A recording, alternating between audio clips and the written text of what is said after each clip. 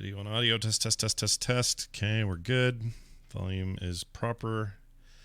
We're ready to roll. Here we go, everybody. Begins in 3, 2, 1. I have Current Geek! Aha.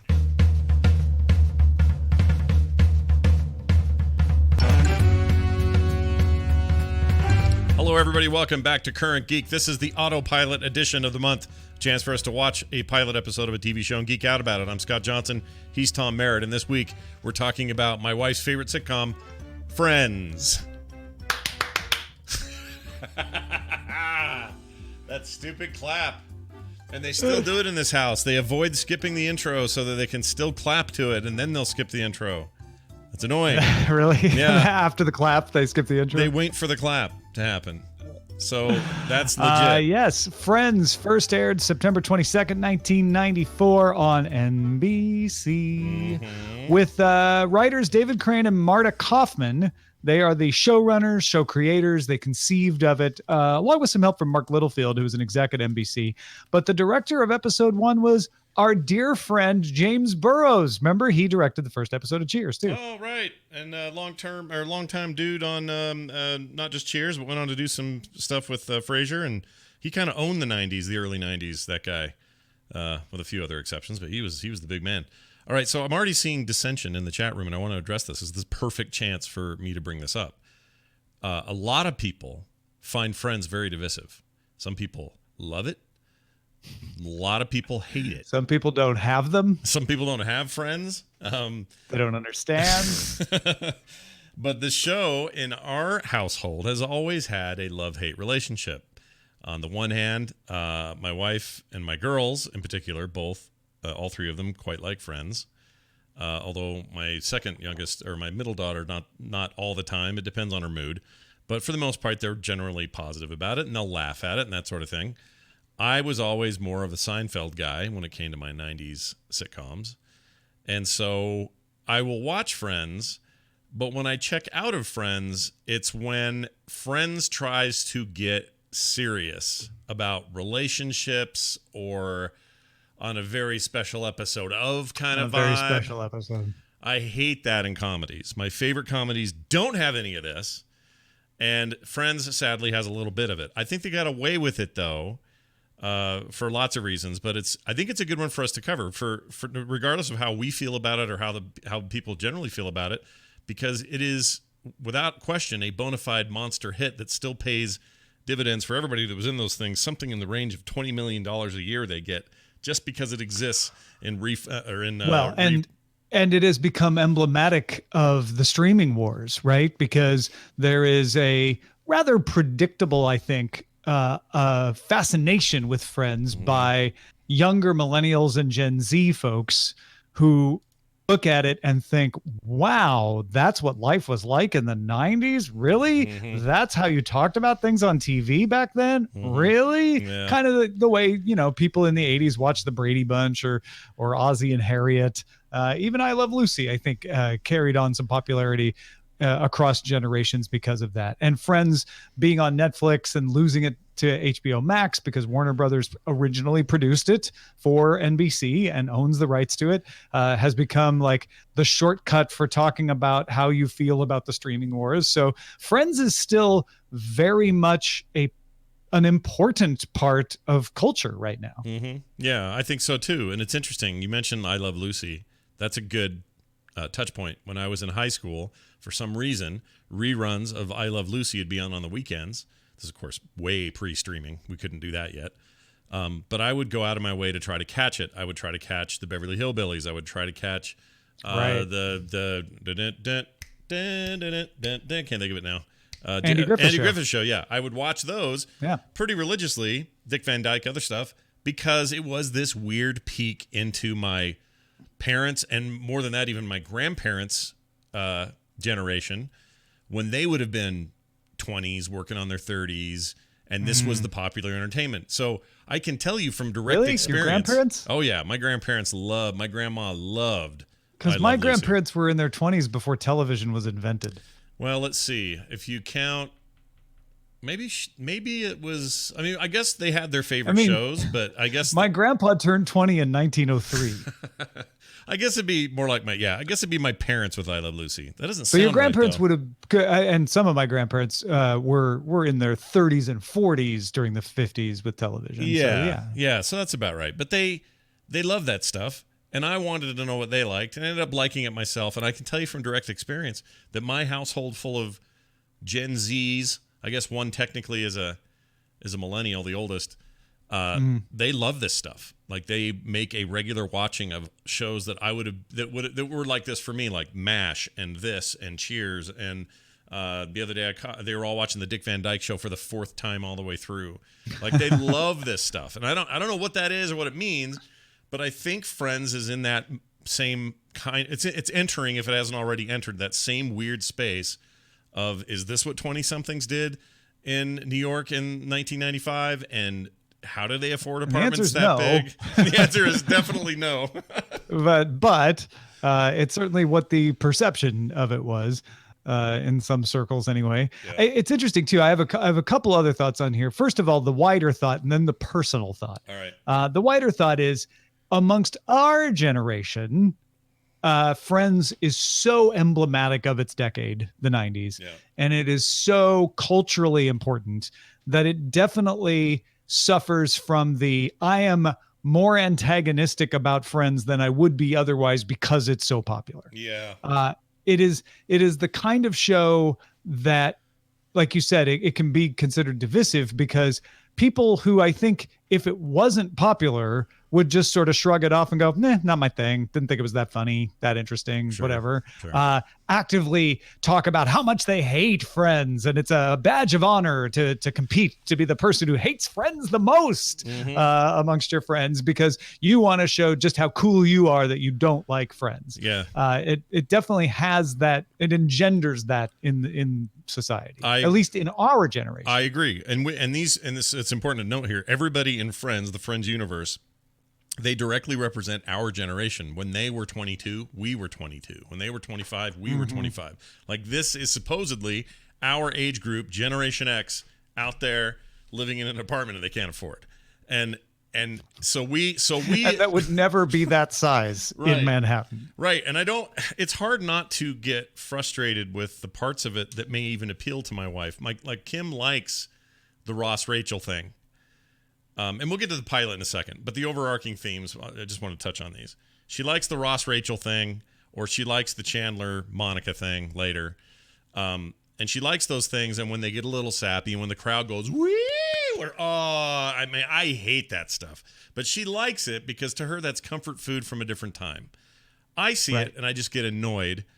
And I sometimes wonder if it's hard for me to not say that this doesn't feel like something that cuts along gender lines. I'm sure there are plenty of women who hate it, plenty of men who like it. I'm sure that, there's no blanket statement here that's going to work for everybody. But it did feel, while I was in it and now, that my stuff's divided between the women in my life and the men in my life. And I don't know why. It's just one of those shows. Maybe there may be something to at least that aspect of it. I know a lot of people want to use their hatred of Friends to show how smart they are.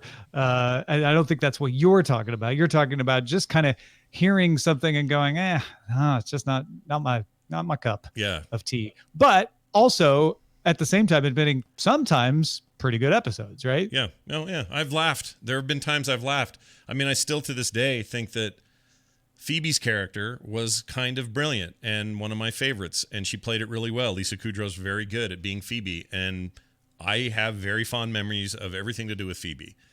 I really like David Schwimmer as an actor post Friends.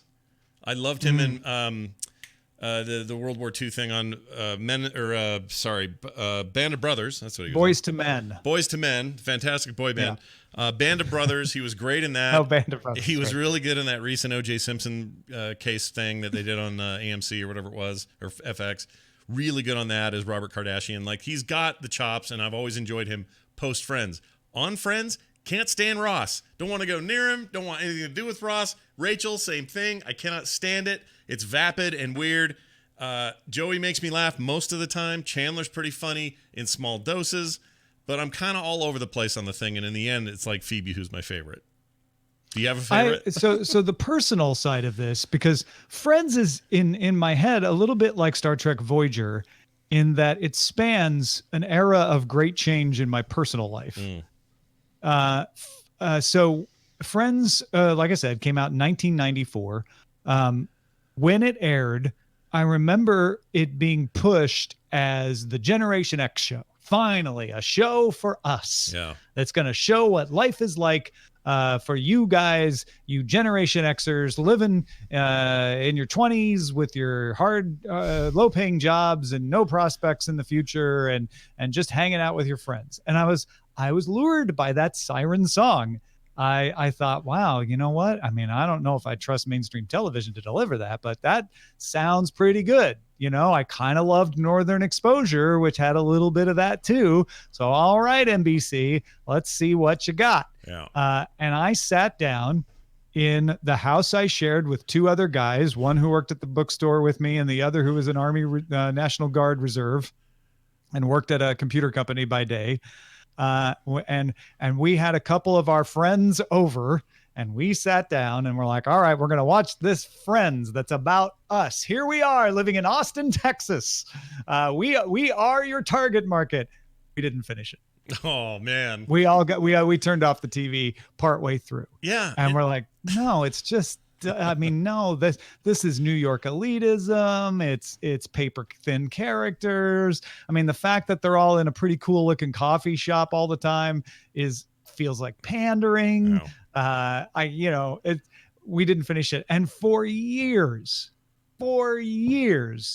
I would say to people when they ask, do you like the show Friends? I'm like, never seen a full episode.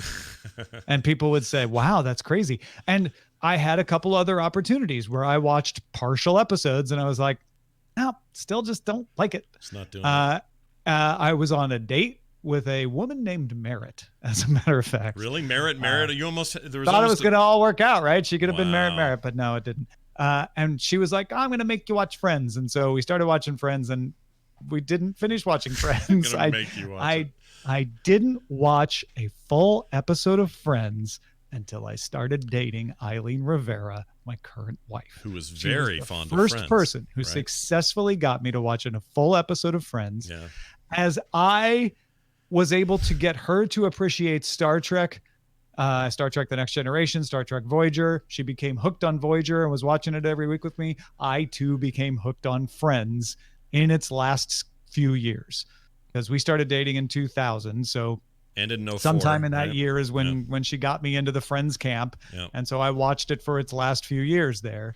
And so I felt like, oh, I finally grew up and was able to look past the pandering and the stupid jokes, which are there, Oh yeah. and find those elements of it that did have heart. And we're talking about real situations and the humor in it. And she helped me see that. And I felt like a better person at the end for, without compromising my own values, being able to appreciate what Friends was. It was an essential part of Eileen and I sort of bonding together, that we were able to see appreciation in each other's things. And so Friends has come for me from at the beginning, meaning like a horrible attempt to pander to my generation, to something I just have never been able to get into despite how popular it is, to something that means something pretty valuable to me. She was there for you if you ever need a thing. When the rain started to fall and stuff, all of that. Yeah. So, all right, that's super interesting, because I think that matters. Like, that stuff it seems like it shouldn't have anything to do with the actual entertainment, but who we are and when we are the thing we are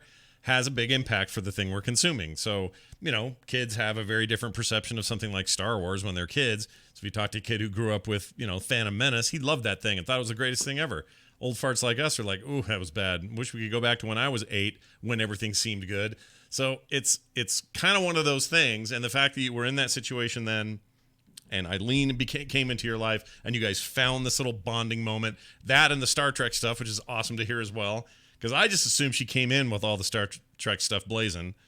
Because I've heard her talk very lovingly about Star Trek before.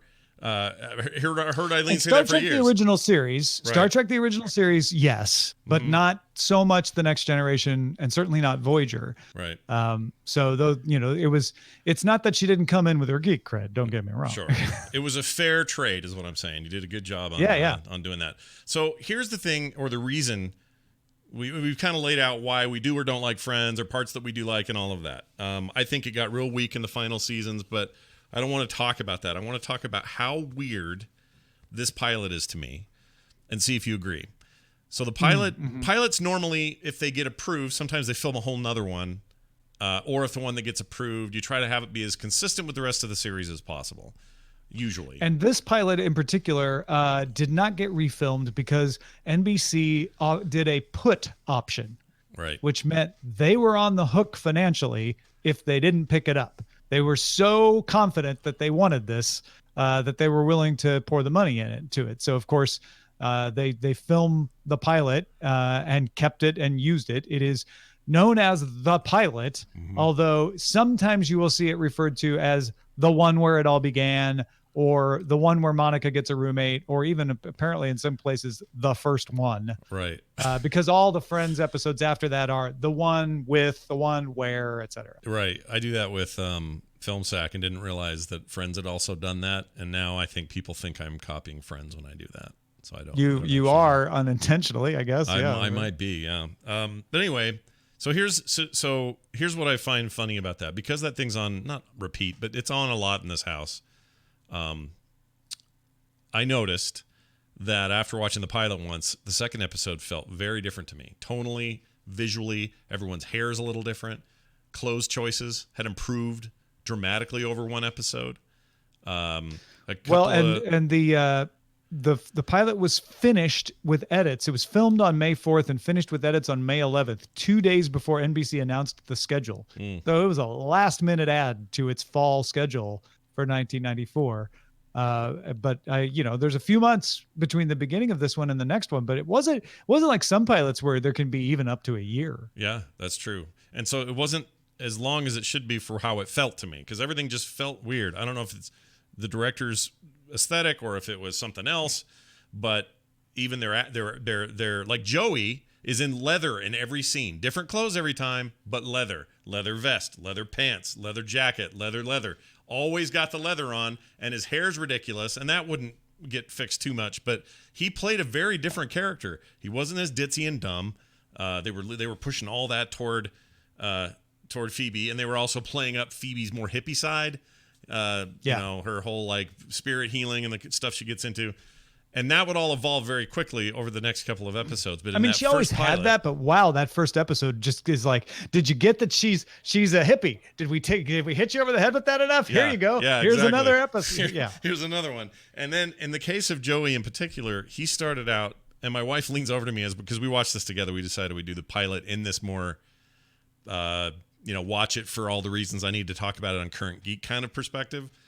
And so we're watching it, and she leans to me and she goes, Joey is playing Tony Danza in this. And I went, oh my gosh, dude, you're freaking right. It really is a Tony Danza-esque portrayal in that first episode, and it goes away almost entirely after that pilot. It's just not the same. But up till that moment, he is like Tony Danza reincarnated, who never left, but he's still with us. But you know what I mean? Like, he's that character again. Reincarnated while Tony Danza was still alive. Yeah. So Joey was originally supposed to be like just a smarmy actor type. Right. And Matt LeBlanc made him dumber and gave him more heart. And so there's some interviews and some descriptions from the writers where they said, we started in that first season, particularly, they did it with all the characters, where they started changing who the characters were based on the actors' portrayals. Right. And Joey was one of the most extreme differences, where they changed who that character was based on Matt LeBlanc's performance. And so in that pilot, you're seeing kind of a hybrid. Like, he's dressed like the original character, and he's sometimes acting like the original character, but sometimes he's Matt LeBlanc's take on Joey. And that had not quite evolved. That is not yet fully formed. I think that's what you're reacting to, right? Absolutely. And you kind of have to watch it again. Those who are listening, wondering what we're talking about, you kind of just need to see it in that context. In fact, I did a really weird thing. I just saw the finale a couple of days before, and I'd never seen the finale for whatever reason, just never did. So the finale's on, and it's bad. It's not a good finale. I don't like it. However, then watching the pilot after the finale, that is a weird that's a weird experience. It's probably weird for any show like that runs 10 years, right? Like it's just a weird thing to do. Watch the Cheers finale, then go watch episode 1 again. Like it's a very odd thing to do, but I did that, and it really helped frame these differences for me, because I saw the most recent thing they did as those characters, and then the first thing they did, and they're very different. And I find that kind of thing kind of entertaining and fascinating all by itself, even if I hated Friends, and I don't. Friends isn't my favorite comedy ever, but I don't love it or something. But even if I really hated it, this was still worth doing as an experiment for me, because I'm fascinated by that evolution, how voices change, how writing changes, and some of it just by the nature of like, this character needs to improve, therefore this is going to change. Or dumb stuff like I noticed the intro to the pilot is entirely in that fountain, that public fountain they're always bouncing around in.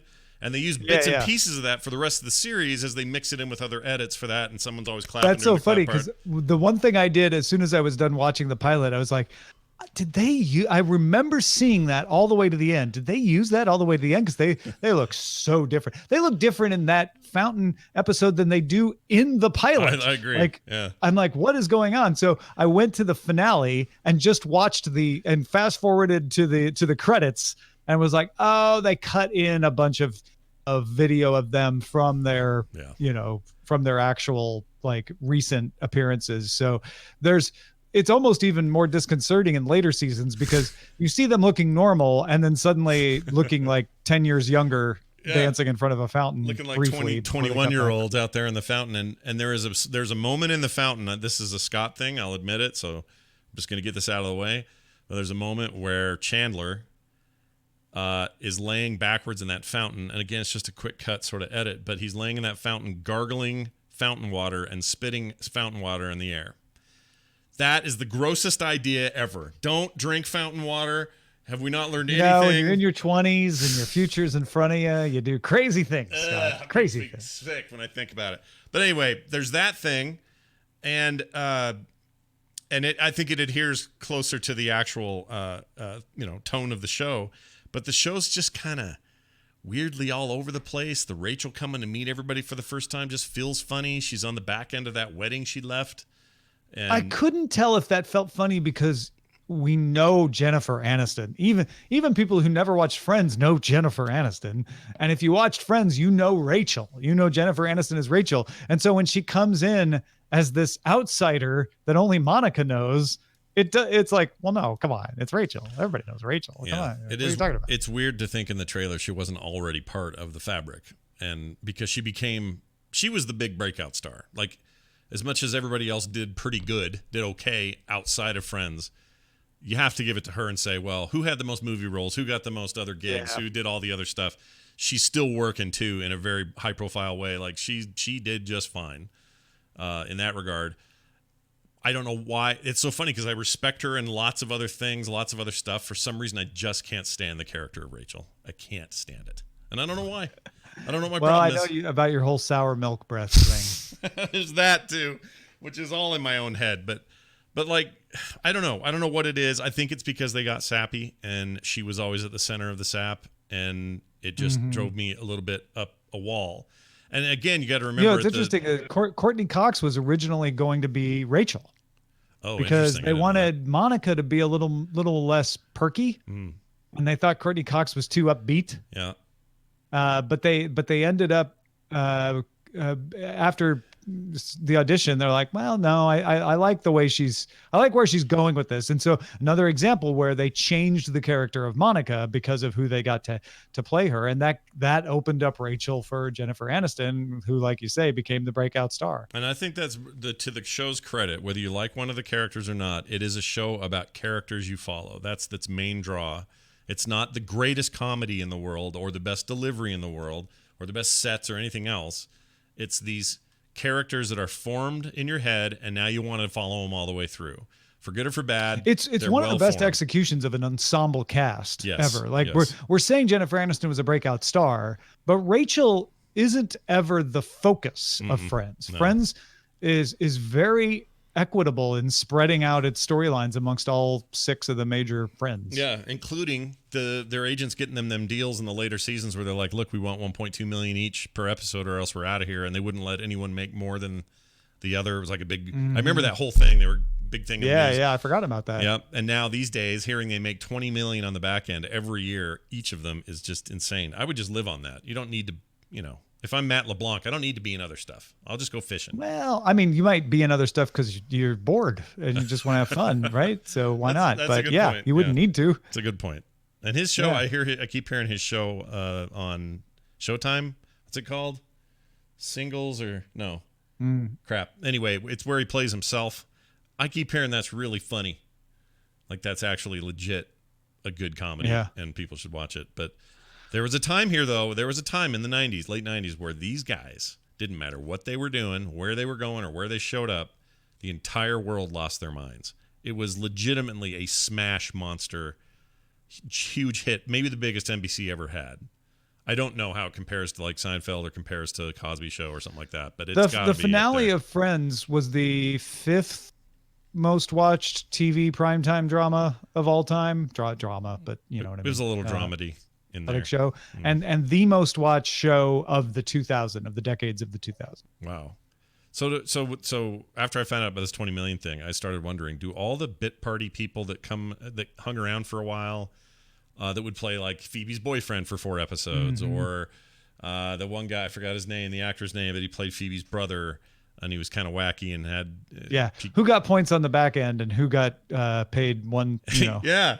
Like, I'm really curious about that. Single appearance fee, and that was it. Is there that much money to go around? I mean, I know the show's still in all kinds of syndication on lots of channels all over the place, all over the world, really. But then you throw in whatever Netflix deal was struck and whatever Disney's deal is. Well, Netflix has the syndication deal, which they're losing because Warner Brothers is taking it back to put it on HBO Max. Oh, right. HBO Max is getting it. I keep saying Disney, and it's not Disney. No, it's getting confusing with everybody with their new stuff. But anyway. Yeah. If only there were a show to help you make sense of all this. Does it rhyme with schmoored pillars? That sounds like something Scandinavian, but sure. Okay, yeah, it probably does. That was the other thing I meant to look up and I didn't, but I assume that just like every other very popular show that happens here, or in the case of The Office in the UK, everyone everywhere makes a version of it. There had to have been Friends, like Hungarian Friends episodes, right? Like this all existed. Well, I mean, we should before you brought it up, we should have done a search to find the answer to that, because I bet it's findable. But what I will say is this is a harder one to make work. Ripping off Star Trek means like, okay, we get a bunch of actors, put them on a spaceship, right? And they're wearing uniforms and holding guns and space stuff. Bob's your uncle. Now we got a show. Right. Friends, the magic of it wasn't the setting.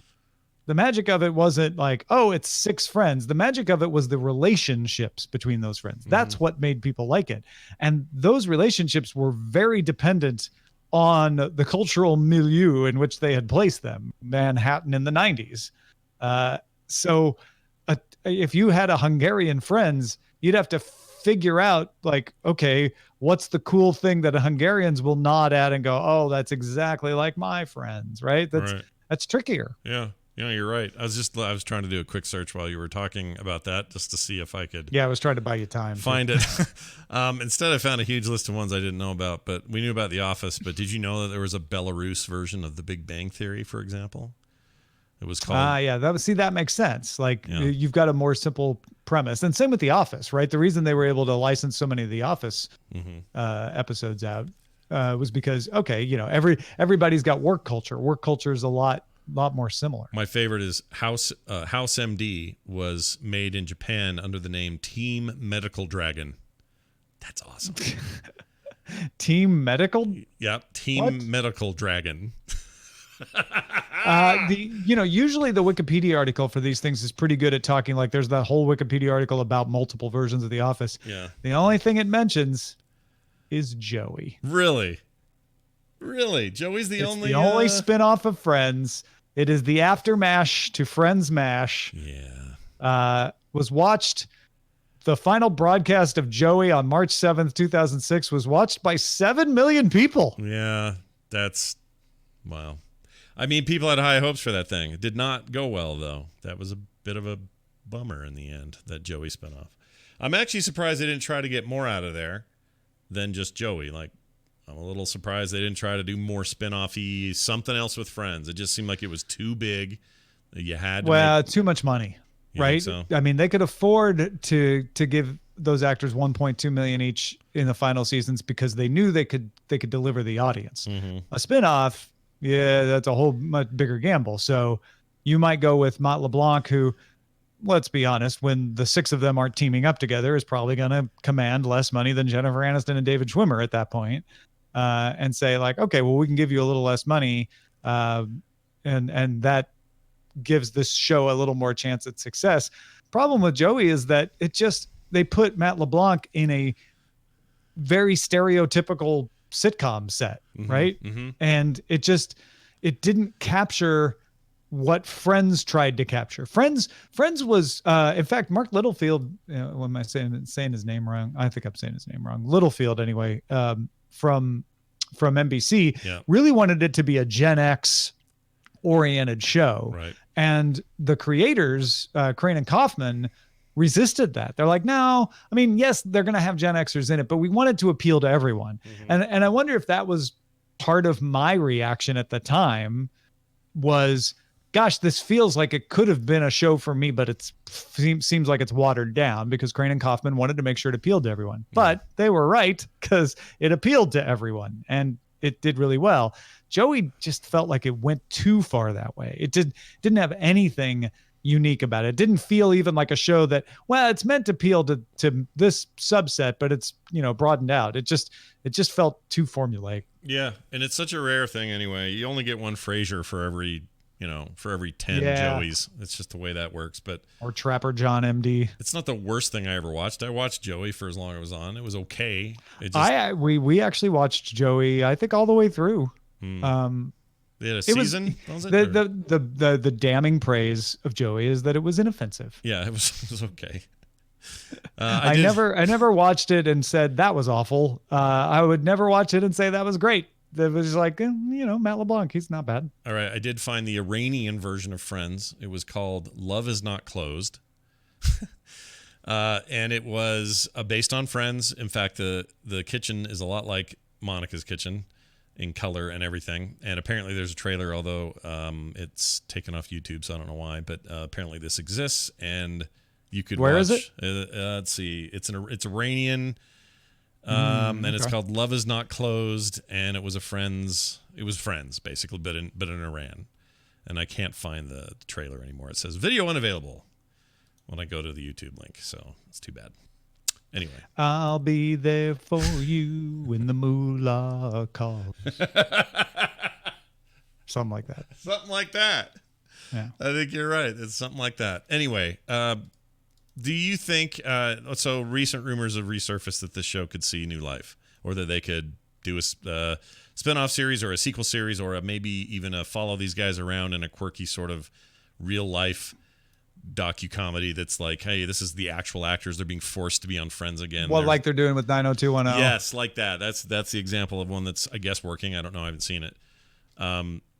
So that all came from an interview that Aniston did on the couch with Ellen, and had said she'd be all for this, and that most of the other actors would be too. It would just be a matter of striking the right deal or whatever and getting everybody together again. Yeah. I think that last little, there's so few words. Strike just a matter of striking the right deal. So hard to do. Right. And she's not, she's in movies. She's been in a couple of Netflix movies in a row. She's in that new Apple thing, the morning show. Like, she's busy. The morning stream. Yeah. Morning show, isn't it? Is it show or stream? Oh yeah, TMS. It better be show and not stream, or we're gonna sue. No, it's show. But anyway, everyone else is just sitting around though. Like, you could get Chandler out of bed right now, and he'd say, "All right, whatever, I'll do it." So just make that happen. Is that true? Matthew Perry's not doing anything. He's not doing a lot. We always, I resist this because the lazy conventional wisdom is to think if I haven't seen an actor, they're not doing anything. Right. And the fact of the matter is there are so many things being produced that they're probably doing something. You just didn't know about it. So I'm actually curious because you're right. Like, I know Matt LeBlanc's doing things. David Schwimmer's out directing. I know he's working hard. I've actually seen Lisa Kudrow in things recently. Jennifer Aniston is very prominent doing stuff, as we just mentioned. Yeah. But you're right. I haven't seen Matthew Perry in anything lately. We should look him up on IMDb. Yeah, I'm looking right now. Last thing he did was a TV miniseries where he played Ted Kennedy in the Kennedys After Camelot. I don't know why my phone thought I was talking to it right now. When was that? It says a miniseries in 2017. Oh, okay. That's not that long ago. Why is my... Doesn't have anything in production? Why is my phone... Hold on. My phone or something just... I can't tell what's playing. Hey, Siri. I can't hear anything if you're thinking there's... I can totally hear music coming out. You can't hear it, though? No. All right. I have no idea what's doing that. Something's playing music in here. Alexa, stop. Oh, that's really obnoxious. Okay, forget it. If you can't hear it, I don't care. He did something called The Good Night, which was some other TV series in 2017, and The Odd Couple. It was some sort of reboot. He played Oscar Madison. Okay, so he's been working. Yeah, a bunch of failed pilots, sadly, but it looks like a few things. Yeah, stuff here and there. Before that, 2015. But back to your main point. Do I think they will do it? Yes. I think they will do something. There's enough money being thrown around with the Amazons and Netflixes and Disney Pluses of the world. And certainly HBO Max is going to want to throw money at them. AT&T owns HBO Max. HBO Max is not HBO. It's HBO Plus, a bunch of other stuff from Warner Studios. And they're going to get Friends back on their service next year.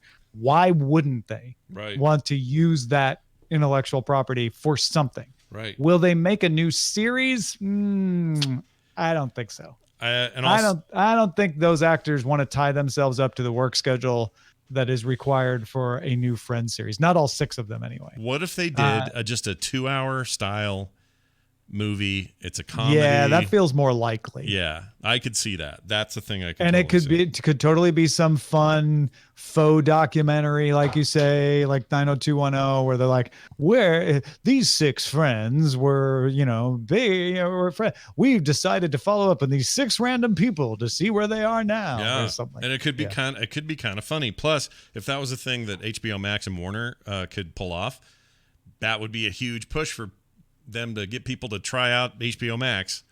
That'd be a big giant event kind of thing. So yeah, I think there's possibilities. By the way, just for the record, I did find out what was playing the music. For some reason, my iPad thought I asked to play Religious Vomit by the Dead Kennedys, and there it is. Oh, right. That was when you asked it to play Religious Vomit by the Dead Kennedys. I assume that was just something that gets you amped up to continue talking. Well, that's true most days, but today, not so much. I don't know what that was today about. Is not that day. So would you still, like, if someone's never seen Friends, did we point them that direction? Do you think it's even possible that we could? Okay. I do. I mean, it depends on the person, right? Yeah. If it's somebody who's like, don't really love sitcoms of the 90s, then no. Yeah. If it's someone who's like, no, I want like serious, dark, it can be funny, but, even Sabrina is too light for me. No. But if somebody's like, I don't know, I'm looking for older shows, classic shows. Yeah, Friends is definitely up there as a cultural icon. And maybe they won't make it through all 10 seasons because, man, that's a lot of episodes, especially 26 episodes a season. But they'll probably have an enjoyable time. And I bet there's some really good guides out there of like the essential Friends episodes to watch. Just if you don't want to watch every episode because they do vary in quality, here are the ones that you can't miss. Right. I would say that also if you found yourself to be a fan of the more modern How I Met Your Mother, you're probably going to like Friends. Yeah, Friends has a lot of influence on future comedies as well. Mm-hmm. There's just like with Cheers, although funnily enough, not as obvious in the pilot, but just like with Cheers, there are parts of Friends that definitely continue to be cited and thrown around as memes. Yeah. Long after it's gone off the air. It's been off the air for 15 years now. That's a weird thing to even hear. It's been it's been that much time, and that for each of those 15 years, they have earned $20 million a year. They have all made about $300,000. I was in my 30s when it went off the air. Really? Yeah, well, that's right. Yeah. 2004. I remember just not finding any comedies that were currently on funny anymore after 9/11 that were set in New York. If you were in New York, that's what your backdrop was. I stopped liking you after 2001 September. It's me. It's a me thing. Unfortunate, doesn't it? Completely agree. But for whatever reason, it soured me, especially comedies, and especially ones that were in New York, and especially if they tried to address it in the writing of the show. I really rubbed me wrong. I couldn't do it.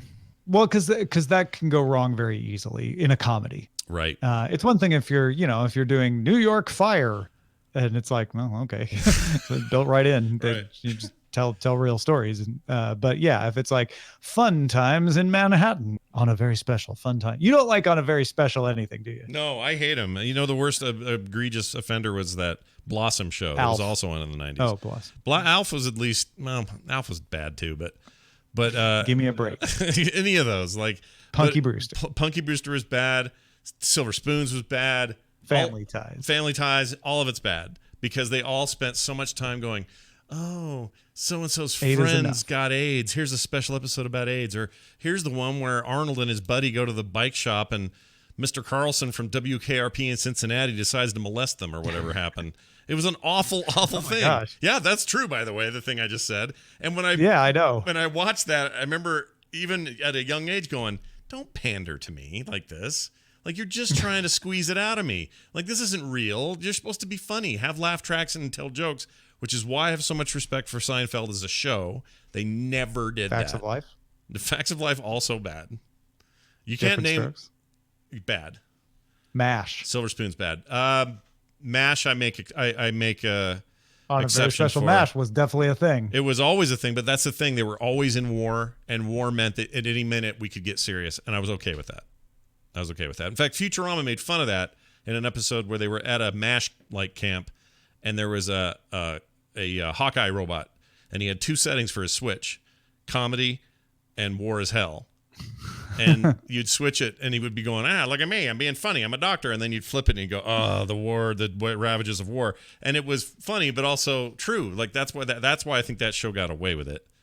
But for most of like the 80s and 90s when it came to sitcoms, most of them did the thing I hate, and I, as a result, don't love that stuff. As a result, I don't feel the way about those things that I feel about, I don't know. You know who can get away with it? Animation. The Simpsons can get away with it. Early episodes where Maggie's first word is Homer is sappy as hell and totally pandering. The Fry episode the Fry's dog episode in Futurama. I know it's a whole. Just thinking about it. It's a heart tugger, heartbreaker, but somehow it's okay in animation. Why I make that distinction? Dunno. But whenever it's because it's distanced. Yeah, I guess so. Because it's animated. You're like, those aren't me. I'm not animated. Right. I think that's it. Not that you aren't animated, but you know what I mean. Yeah, that for some reason works for me. But anyway, Friends, everybody, it's available. Netflix has all of it. Back to Friends. We would be remiss in calling this autopilot if we didn't at least mention Paul the Wine Guy. Oh, okay, let's do that. Paul the Wine Guy, who would never be heard of again after episode 1. Well, and also he's just a running bit. He's a bit to make Monica's plot, because the plots here are Ross has broken up with his girlfriend because she discovered she's a lesbian. That's probably the most Gen X of these plot lines. Yeah. Like, ooh, they said lesbian in 1994. Oh my God. And then there's, the main through line of Rachel running away on the day of her wedding, which just, we never really understand why she ran away. We just know that her dad's rich and she's trying to be independent, which sets up a stronger character for the rest of the series, but never gives us the real reason of like, okay, but why then did you leave on your wedding? I mean, that's a big deal, leaving on your wedding, other than she thought he looked like a hamster or something. Plus, she stayed in her wedding dress with the headpiece on for hours and hours and hours. Like, all right, we get the visual and then gimmick. the other plot line, of course, being Monica on like finally getting a date, which that's the one that really made I back in the day really made me feel like it was pandering, like this old trope. But I was actually into Paul the Wine Guy until the very obvious, like it was just a line. Yeah. It's like that's right up there with it was all a dream. Yeah, I don't like it's all a dream storylines unless you're I can't think of his name. The old show in the 60s where it turned out to all be a dream. He's laying in bed next to his wife. Or no. Oh, Newhart. Yeah, Newhart. How Newhart, Yeah. the Newhart from the 80s ended with him waking up from the Newhart from the 70s with his wife from the 70s. That was brilliant. That was a good use of that trope. And it's the only time. Here's what's brilliant about it. You can never do it again. No one can do that again. If you do, only the Simpsons can do it as an homage to Newhart. Yeah. Right? That's anytime you do it, that's the only way it's going to happen. Right. And once again, animation can get away with more anyway. So there you go. Yep, we've solved all of TV's riddles. Maybe Kevin Hart could do it. Kevin Hart could do it. Let's hope his back heals. I guess he's in a lot of pain right now for some back injury. Best wishes. Yes, best wishes there, Kevin Hart. That's it for today's show. Now, next month, our autopilot episode will be Doogie Howser. Speaking of a very old thing that should have probably typecast its star, and the opposite has happened. And did. Yeah, and did. All through the 90s, if you saw him, you thought, oh, look, it's Doogie Howser. Yep. Oh, yeah. And it's got music. In fact, even when How I Met Your Mother came out, there was still a little like, oh, yeah, and Doogie Howser's in it. Mm-hmm. Not anymore. He's Neil Patrick Harris now. For me, the big breakout for him was a two-stroke genius. The first was appearing as himself in the Harold and Kumar Go to White Castle movie. That was a really funny thing he did. And then showing up, what was the other thing he did that I loved? I forgot already. But then he did a bunch of Tony stuff and got legit. Dr. Dr. Evil. Dr. Horrible. Dr. Horrible. Yeah, that was big. So that stuff, but he earned it, man. And so I want it next week or next month. We'll end up talking about that. We'll talk about how Will Smith did it and a few other names. Michael J. Fox did it. There are people who've done it. And why them and not the other people around them? Like why? I'm trying to think of it like even a sibling pairing that's like one of them just killed it and the other one just couldn't break out of their typecast. I can't think of them right now, but Donnie and Marie. Sure. Like why not the rest of the Osmonds, I guess? But then why not them I again? don't know. You said brother sister. That was the first one. I can't think of another one. But why do they have the one person breaks out? The Judds. Or okay, in Friends terms, why Jennifer Aniston and not everybody else at that level? They all had, various levels of success. But David Schwimmer did break out, and it feels like he made a conscious decision to not act as much. Yeah, it and does really, feel that way. Really move towards more production directing. Ironically, that dude doesn't age. Everybody else shows their age or shows the work they've had done to hide their age.